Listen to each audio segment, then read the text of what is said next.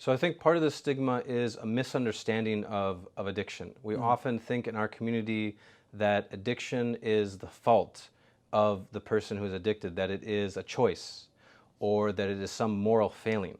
But that is completely incorrect. We have to look deeply here and see that this is a suffering person. It's not a choice, it's not a disease, but it comes from some place of suffering. So it's a psychological issue, it's an emotional issue, and it is a spiritual issue. And therefore it requires a remedy for each of those parts. Psychological sometimes, yes, even with psychiatry, and definitely with the spiritual part. So it's partly a misunderstanding is where that stigma comes from.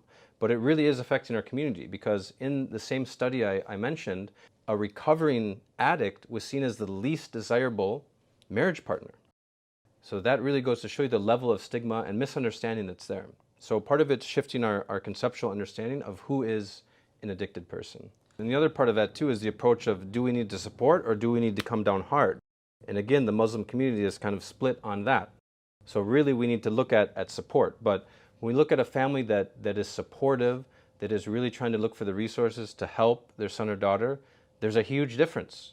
There's a sense of, my parents understand, they want to support, they love me, they care about me, and therefore they're trying to get the resources. That makes a world of difference when it comes from that place of compassion and understanding, versus a family that is blaming or coming down hard or even disowning a child, because this happens too.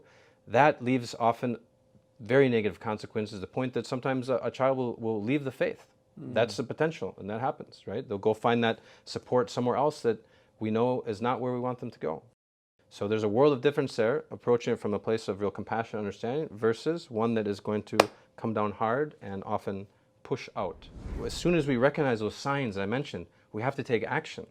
We have to find out what's going on. We have to show that we do care, that we notice. Because sometimes even a child will say that, and we don't listen, we ignore it. You know, this is an issue, another issue we face around suicide ideation, right? Which is often connected to the same areas of addiction. So often they're reaching out and we're not listening, or we're ignoring. So we have to respond right away. If we wait that month, we don't know what's going to happen. I mean, where they're going to go or where they're going to get support from, sometimes it's not where we would want them to go. And we have actually stories of the Sahaba that struggle with addiction. We need to look at some of those stories and how it was dealt with from a place of compassion.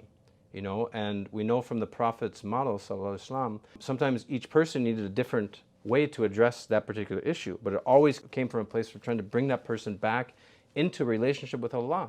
Because what we filled ourselves with when we choose a substance is we're filling that hole where it needs to be filled by Allah. It needs to be filled by Allah, but we're looking for that relief from pain and suffering from another source. So we need to look, in Malati Islami, that program helps you bring back in that relationship through surrender, through tawbah, and through a supportive community that can help us do the tazkiyah al-nafs, to do the purification of self. So we have a whole program of recovery. That's what Islam is. Islam is a program of recovery. It's a program of transformation. Wow. Alhamdulillah.